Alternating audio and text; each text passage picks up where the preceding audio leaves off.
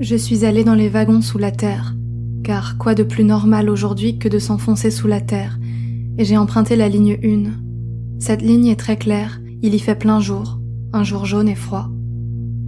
J'écoutais la musique qui venait dans mes oreilles, c'est ce que je fais toujours partout où je vais, et je ne lisais pas.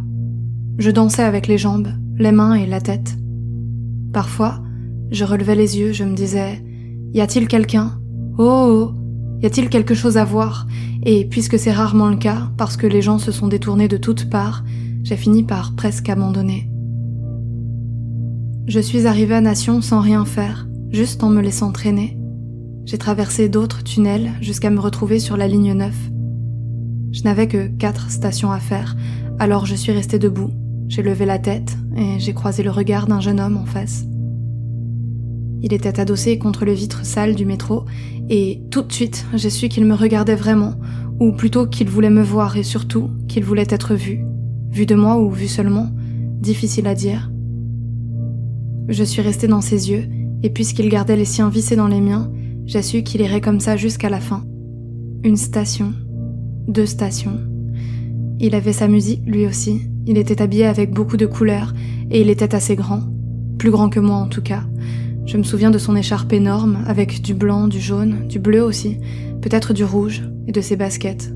En fait, je ne sais plus bien pour le reste, mais il y avait beaucoup de couleurs, et ça contrastait avec moi qui était tout en noir, avec cet éternel chapeau que ma mère portait étant jeune, et puis ce long manteau. 3 stations. J'ai fait un pas vers lui. J'ai laissé les gens descendre, je sentais tout autour que nous étions observés. Un couple était là sur ma droite. L'homme a murmuré dans l'oreille de celle qu'il tenait dans ses bras, et elle s'est tournée à son tour. Là, j'ai su ce que j'allais faire. Je l'ai su avant que cela ne se produise. 4 stations. Mon cœur a claqué dans mon corps. J'ai approché d'un pas encore, et je me suis retrouvée contre son écharpe. Je l'ai embrassé, comme ça, puis les portes se sont ouvertes et je suis descendue.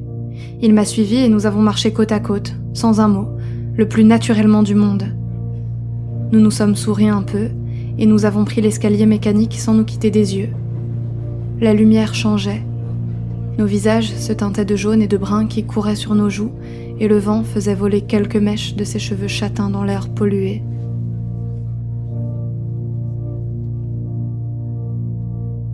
Nous avons marché une 30aine de mètres et il m'a arrêté. Nous prenions toute la place sur le trottoir et les gens qui passaient poussaient mon sac ou mon dos. Au bout d'un moment, peut-être 10 minutes, un peu moins, il a dit « Comment tu t'appelles ?» J'ai ri doucement et j'ai répondu « Et toi ?» « Milan », il a dit.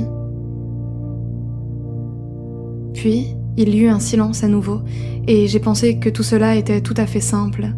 Je n'étais pas fascinée par ce qui était en train de se passer. C'est peut-être là tout l'étrange finalement, de n'être pas troublée, de n'être pas surprise, comme trop habituée à tout ça. Curieux. Voilà comme je trouvais les événements. Pas plus. Si tout ça m'arrive, j'ai pensé, c'est parce que la porte est défoncée, parce que la porte chez moi est restée bien ouverte. Pas plus.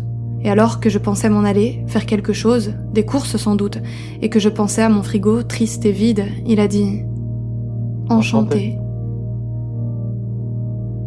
Puis il y eut un très long silence et j'ai pensé qu'il était temps de partir, mais je suis restée encore, sans trop savoir pourquoi. Peut-être parce que soudain, j'ai vu son visage comme il était. Calme, impassiblement calme. Ce visage-là, je l'ai vu souffrir horriblement. J'ai vu dans ses traits quelque chose qui ressemblait à la maladie, ou l'annonce d'une maladie. J'ai vu la solitude, la folie tranquille et contenue qui se tient sage sur un visage à peine animé. J'ai vu quelque chose que je n'aurais pas dû voir, ou alors que j'aurais dû voir mieux, et cela m'a fait rester, mais il a dit « Au revoir ». Il avait cette façon très douce de parler, presque inventée, et je crois pouvoir assurer qu'aucun de nous n'a trouvé ça... Comment dire ? Je ne sais pas, il semblait qu'on s'était compris. C'était comme se faire une poignée de main.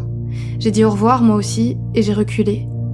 On aurait dit un saint, un ange dans son tableau, et j'ai pensé qu'il en était un.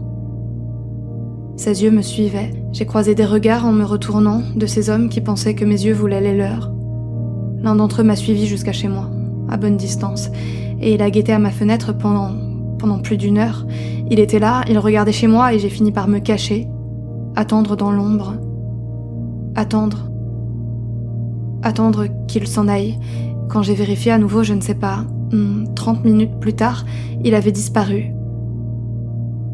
Maintenant, je voudrais que tu sois près de moi, et je voudrais que tu me regardes, ou alors que tu sois endormi.